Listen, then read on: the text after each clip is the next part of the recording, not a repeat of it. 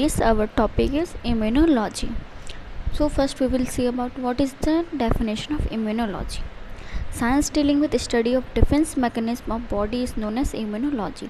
Science की वो branch जिसमें कि हम बॉडी के डिफेंस मैकेनिज्म के बारे में पढ़ते हैं उसे हम इम्यूनोलॉजी बोलते हैं. अब हम देखते हैं डिफेंस मैकेनिज्म किसे कहते हैं. Ability of body to resist against any kind of foreign body like bacteria, virus, toxic substances etc. is known as immunity or defense mechanism. तो हमारी बॉडी की वो एबिलिटी जो कि किसी भी फॉरेन बॉडी जैसे कि बैक्टीरिया, वायरस, टॉक्सिक सब्सटेंस जो कि हमारे लिए हार्मफुल हैं उसके अगेंस्ट रेसिस्ट करने की एबिलिटी को हम बोलते हैं इम्यूनिटी या फिर defence mechanism of body. The lack of immunity is known as susceptibility. Immunity की कमी उसे हम बोलते हैं ससेप्टिबिलिटी. जिसकी इम्यून सिस्टम इम्यूनिटी वीक होती है उसे हम बोलते हैं कि वो ससेप्टिबल है. अब हम देखते हैं टाइप्स ऑफ इम्यूनिटी. इम्यूनिटी के दो टाइप्स होते हैं, innate immunity and acquired immunity. Innate immunity को हम नॉन स्पेसिफिक डिफेंस या नेचुरल इम्यूनिटी भी बोलते हैं एंड एक्वायर्ड इम्यूनिटी को specific defence and adaptive immunity भी बोलते हैं. इनेट इम्यूनिटी वो इम्यूनिटी है जो हम अपने पेरेंट्स से इनहेरिट करते हैं और एक्वायर्ड इम्यूनिटी वो इम्यूनिटी है जो हम इन्वायरमेंट से एक्वायर करते हैं. अब हम देखते हैं इनेट इम्यूनिटी या नॉन स्पेसिफिक डिफेंस इम्यूनिटी के बारे में. नॉन स्पेसिफिक डिफेंस इम्यूनिटी को हम नेचुरल या फिर नेटिव इम्यूनिटी भी बोलते हैं. इसे हम अपने पेरेंट्स से इनहेरिट करते हैं. ये हमें प्रोटेक्ट करता है हमारे बर्थ से थ्रू आउट लाइफ, पूरे लाइफ तक हमें प्रोटेक्ट करता है. It lack specific response to specific invader. ये इसमें एक स्पेसिफिक इन्फेक्शन के लिए एक स्पेसिफिक रिस्पॉन्स नहीं शो करता है. अगर अलग टाइप का एक बार हमारी बॉडी में एक इन्फेक्शन हो गया, अगर हमारी बॉडी में दूसरी बार दूसरा इन्फेक्शन होता है तो वो पहले जो इन्फेक्शन के खिलाफ रिस्पॉन्स थी उसकी हमारी बॉडी की वो दूसरे इन्फेक्शन पे भी सेम रिस्पॉन्स होगी, तो वो दूसरे इन्फेक्शन के लिए भी सेम रिस्पॉन्स देगा. तो इसमें ये बताया गया है कि इसमें एक स्पेसिफिक इन्फेक्शन के लिए स्पेसिफिक रिस्पॉन्स नहीं है, सारी के लिए एक सिमिलर रिस्पॉन्स होता है. It is a broad spectrum defence mechanism. ये एक ब्रॉड स्पेक्ट्रम डिफेंस मैकेनिज्म है.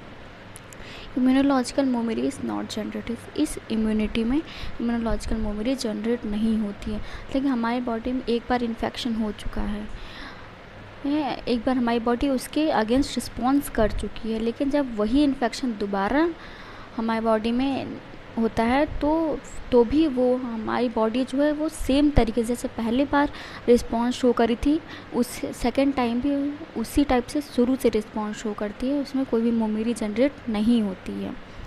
Do not have ability to discriminate between self and non self. सबसे पहले हम समझते हैं सेल्फ और नॉन सेल्फ क्या होते हैं. सेल्फ वो सेल्स या फिर ऑर्गेनिक स्ट्रक्चर्स होते हैं जो कि हमारे बॉडी के पार्ट होते हैं, और नॉन सेल्फ वो सेल्स या ऑर्गन स्ट्रक्चर होते हैं जो हमारी बॉडी के पार्ट नहीं होते, फॉरेन होते हैं. इनेट इम्यूनिटी 4 टाइप के बैरियर से मिलकर बना होता है. First is physical barrier, second physiological barrier, third cellular barrier, fourth inflammatory barrier. तो हम सबसे पहले देखते हैं फिजिकल बैरियर. इसे हम एनाटॉमिकल बैरियर भी बोलते हैं. तो फिजिकल बैरियर में आ गया फिजिकल, जिसे हम देख सकते हैं या टच कर सकते हैं. फिजिकल में आ गया स्किन. स्किन हमारी मैकेनिकल बैरियर है जो सबसे पहले किसी भी माइक्रो ऑर्गेनिजम्स को हमारे बॉडी के अंदर जाने से रोकती है. जो इसकी एसिडिक इन्वायरमेंट होती है ये माइक्रोब्स के ग्रोथ को रिटार्ड कर देती है, इनहिबिट कर देती है. नेक्स्ट है हमारा म्यूकस मेम्ब्रेन. म्यूकस मेम्ब्रेन क्या करता है, किसी भी फॉरेन माइक्रो ऑर्गेनिजम्स को इंट्रैप्ट कर लेता है, हमारे बॉडी के अंदर नहीं जाने देता है. नेक्स्ट बैरियर है हमारा फिजियोलॉजिकल बैरियर.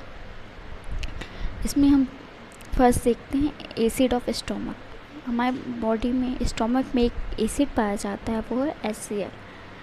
ये हमारे बॉडी में हार्मफुल जो माइक्रो ऑर्गेनिजम्स हैं उनको किल कर देता है. कोई भी हार्मफुल माइक्रो ऑर्गेनिज्म जब हमारे फूड से अंदर चले जाते हैं हमारी बॉडी में तो वो उन्हें किल कर देता है.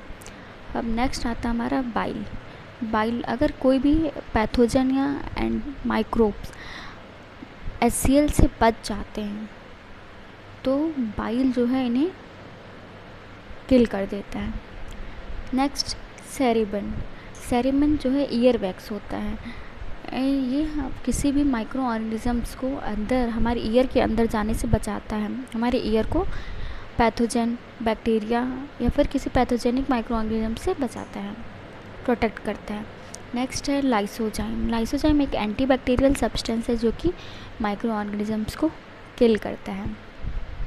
नेक्स्ट है नेसल हेयर, हमारे नोज़ में जो छोटे छोटे हेयर्स होते हैं वो किसी भी हार्मफुल एयर को अंदर जाने से प्रिवेंट करते हैं और किसी भी माइक्रो ऑर्गेनिजम्स को हमारे नोज़ के अंदर जाने से भी ये प्रिवेंट करते हैं। यूरिन इन्फेक्शन होने से हमें बचाता है।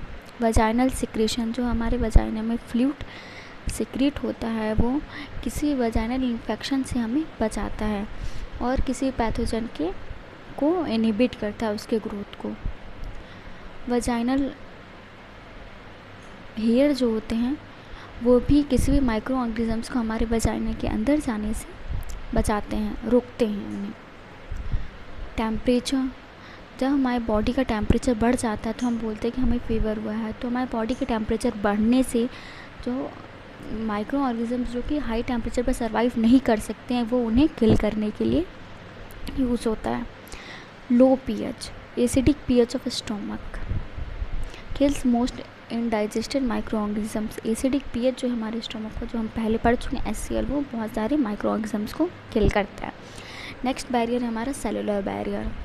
सेलुलर बैरियर में आता है हमारा फैगोसाइटिक बैरियर्स। फैगोसाइटोसिस किसे कहते हैं? फैगोसाइटोसिस वो प्रोसेस है जिसमें कि कोई भी पैथोजन को इनगल्फ करना और उसे डिस्ट्रॉय करना, उस प्रोसेस को हम बोलते हैं phagocytosis. ingest and destroy microbes by endocytosis and phagocytosis. इसका example neutrophils, macrophages and NK cells, natural killer cells. हम सबसे पहले इसमें देखते हैं ल्यूकोसाइट्स। ल्यूकोसाइट्स में दो हैं, न्यूट्रोफिल्स एंड मोनोसाइट्स। तो हम ल्यूकोसाइट्स जो होते हैं WBC होते हैं, वाइट ब्लड सेल्स होते हैं। वाइट ब्लड सेल्स के दो टाइप्स होते हैं, granulocytes and A granulocytes.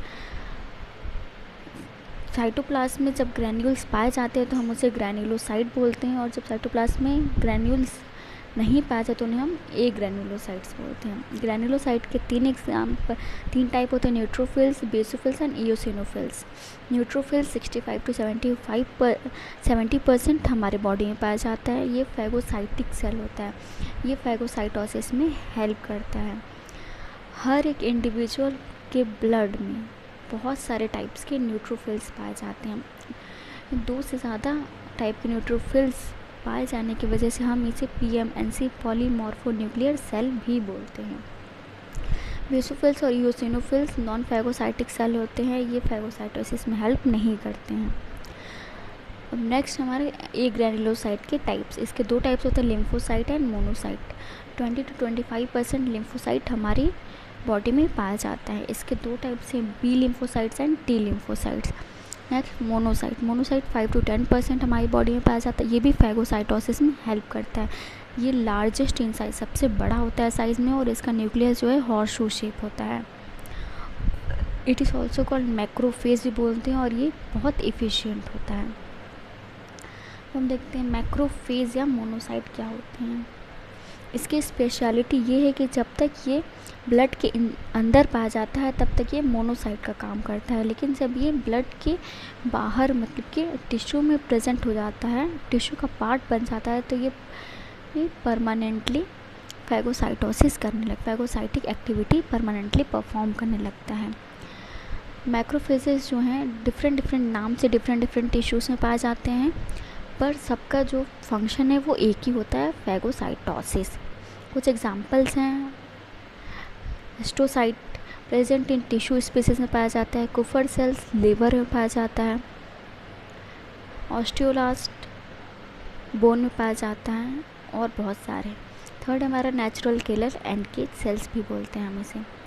They are specific lymphocytes या टाइप ऑफ लिम्फोसाइट भी बोल सकते हैं हम इन्हें। Sperm, spleen, lymph nodes, RBM, red bone marrow में पाए जाते हैं।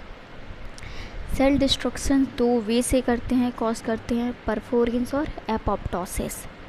फोर्थ हमारा complement system. It is a group of 20 proteins, 20 different types of proteins का एक ग्रुप होता है। लिवर में प्रोड्यूस होता है। एमएसी मेम्ब्रेन अटैक कॉम्प्लेक्स बनाता है और होस्ट टिश्यू को डैमेज होने से भी बचाता है। हमारा लास्ट बैरियर है इन्फ्लामेटरी बैरियर। इन्फ्लामेशन जो है एक इम्पॉर्टेंट डिफेंस मैकेनिज्म है किसी भी होस्ट का या हमारे बॉडी का, जो कि हमें इन्फेक्शन से बचाता है। ये जब इंड्यूस होता है जब कोई भी टिश्यू डैमेज हो जाती है किसी भी माइक्रो ऑर्गेनिज्म से या टॉक्सिन से या किसी मैकेनिकल मीन से, जब हमारी टिश्यू डैमेज हो जाती है तब इन्फ्लेमेशन इंड्यूस होता है। इन्फ्लेमेशन दो टाइप्स के हो सकते हैं, एक्यूट और क्रोनिक। जब हमारा टिश्यू डैमेज होता है तो उसके रिस्पॉन्स में एक्यूट इन्फ्लेमेशन होता है, और आर्थराइटिस, कैंसर, इन सब के केस में क्रोनिक इन्फ्लेमेशन होता है। मेन एम जो है इन्फ्लेमेशन का वो इन्फेक्शन को स्प्रेड होने से बचाना है, और जो भी माइक्रो ऑर्गेनिज्म या पैथोजन है उन्हें ऑन द स्पॉट फैगोसाइटोसिस के प्रोसेस से किल कर देना है। Characters of inflammation: redness, swelling, heat, pain, loss of function. अगर हमें अब मान लेते हैं किसी बैक्टीरिया ने हमें इन्फेक्ट कर दिया है हमारी स्किन पे, तो सबसे पहले क्या होता है, वहाँ पे रेडनेस आ जाती है, स्वेलिंग होने लगता है, वहाँ का जो एरिया है जहाँ पे इन्फेक्शन हुआ वहाँ के टेम्परेचर बढ़ जाते हैं, वहाँ पे पेन होता है, एंड लॉस ऑफ फंक्शन, वहाँ पे जो फंक्शन है वहाँ की लॉस हो जाती है। अब हम देखते हैं type of innate immunity. Innate immunity के कितने टाइप होते हैं? इनेट इम्यूनिटी के 3 टाइप होते हैं, specific immunity, racial immunity and individual immunity. Specific immunity में ये कि जितने भी मेंबर हैं सारे एक किसी एक स्पेसिफिक पैथोजन के अगेंस्ट इम्यूनिटी शो करते हैं। तो हो गया हमारा स्पेसिफिक, मतलब कि जितने भी मेंबर हैं, टोटल मेंबर जो है एक स्पेसिफिक पैथोजन या इन्फेक्शन के अगेंस्ट इम्यूनिटी शो कर रहे हैं। एग्जाम्पल है बर्ड्स इम्यून टू टेटनस। सारी बर्ड्स जो हैं उनको टेटनस के अगेंस्ट इम्यूनिटी उनमें रिस्पॉन्स होती है। सेकेंड हमारा रेशियल इम्यूनिटी। इसमें कुछ रेस जो है ससेप्टिबल होते हैं, कुछ रेस रेसिस्ट कर जाती हैं सेम इन्फेक्शन को। अगर हम मान लें दो बर्ड हैं हमारे पास, एक और दोनों को सेम इन्फेक्शन हो गया है, तो एक जो है रेसिस्ट कर गया उसको और एक ससेप्टिबल, मतलब कि वो रेसिस्ट नहीं कर पाया उस इन्फेक्शन को, तो इसे हम रेशियल इम्यूनिटी बोलते हैं। एग्जाम्पल है कि कुछ अफ्रीकन रेस जो थे वो मलेरिया को और येलो फीवर को रेसिस्ट कर गए, लेकिन सेम मलेरिया और येलो फीवर को एशियन और अमेरिकन रेस रेसिस्ट नहीं कर पाए। तो कुछ रेसिस्ट कर लिए सेम इन्फेक्शन को और कुछ रेसिस्ट नहीं कर पाए। थर्ड है हमारा इंडिविजुअल इम्यूनिटी। इसमें ये होता है कि कुछ इंडिविजुअल इनमें ही इम्यूनिटी जनरेट हो पाती है। तो if one individual of certain race or caste is resist while other individual of same race or caste is susceptible to certain infection, then it's called as individual। उस group में हम मान लेते हैं बहुत सारे बर्ड्स का ग्रुप है, लेकिन उसमें सबको सेम इन्फेक्शन हो गया है, लेकिन उसमें से एक ने उसके अगेंस्ट रेसिस्ट कर लिया उसको और बाकी सब रेजिस्ट नहीं कर पाया, तो वो होता है हमारा इंडिविजुअल इम्यूनिटी। इसमें एग्जांपल है individual with genetic deficiency of glucose 6 phosphate dehydrogenase are resistant to malaria. जिस इंडिविजुअल में ग्लूकोज 6 फॉस्फेट की जेनेटिक डिफिशियंसी थी उनने मलेरिया को रेसिस्ट कर लिया था। ये हो गया हमारा टाइप्स ऑफ इनेट इम्यूनिटी। अब हमारा आता है second type of immunity. Second type of immunity है स्पेसिफिक डिफेंस या एक्वायर्ड इम्यूनिटी। तो इससे हम क्या करते हैं, होस्ट या हमारी बॉडी में एक्वायर होता है जब हम किसी भी सूटेबल एंटीजन या फिर हमारी बॉडी में एंटीबॉडी का ट्रांसफ़र होता है, तो हमारी बॉडी जो है इसके अगेंस्ट इम्यूनिटी डेवलप करती है, तो हम इसे इम्यूनिटी एक्वायर करते हैं। एक्वायर करना कहते हैं, तो हम इसे इम्यूनिटी अपनी एक्वायर करने किसी भी सूटेबल एंटीजन के एक्सपोजर से, जब हमें एंटीजन एक्सपोज कर। एक्वायर्ड इम्यूनिटी जो है एंटीबॉडीज़ और कुछ टी लिम्फोसाइट से हमें प्रोवाइड होती है। Components of acquired immunity such as antibodies and T cells are specific to particular micro organisms.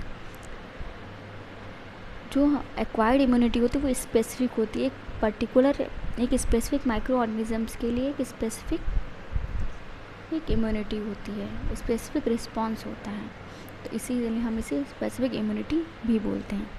इसके कैरेक्टर्स को हम देखते हैं। स्पेसिफिसिटी हो गई कि एक स्पेसिफिक इन्फेक्शन के लिए, स्पेसिफिक इन्वेडर के लिए स्पेसिफिक रिस्पॉन्स शो करता है।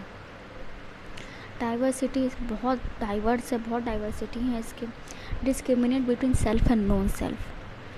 हमारे बॉडी में जो सेल हैं, जो हमारी बॉडी के ही पार्ट हैं उनमें, और जो हमारी बॉडी के पार्ट नहीं है, जो फॉरेन सेल्स, उनमें ये डिस्क्रिमिनेट कर लेता है। इम्यूनोलॉजिकल मोमेरी जनरेट कर लेता है। जो इन्फेक्शन एक बार हो चुका है, अगर वो दोबारा आता है तो वो शुरू से रिस्पॉन्स शो नहीं करता, वो तुरंत उसको आइडेंटिफाई कर लेता है कि हमारे बॉडी में ये इन्फेक्शन पहले हो चुका है, तो उसके अगेंस्ट तुरंत रिस्पॉन्स करता है, तो यह इम्यूनोलॉजिकल मोमेरी जनरेट कर लेता है। अब हम देखते हैं types of acquired immunity. Acquired immunity के 2 टाइप होते हैं, active immunity and passive immunity. Active immunity देखते हैं, जब हमारी बॉडी जो है इम्यून स्टेटस, हमारी बॉडी के अंदर हमारी इम्यून सिस्टम एक्टिवेट होने के बाद जब हमारी इम्यून स्टेटस इन्हेंस होती है, बढ़ती है। If the host cell produces antibodies, जब हमारी बॉडी, हमारी खुद की बॉडी जब एंटीबॉडीज़ प्रोड्यूस करती है, तो इसे हम एक्टिव इम्यूनिटी बोलते हैं। इसके 2 टाइप्स हैं, artificial active immunity and natural active immunity.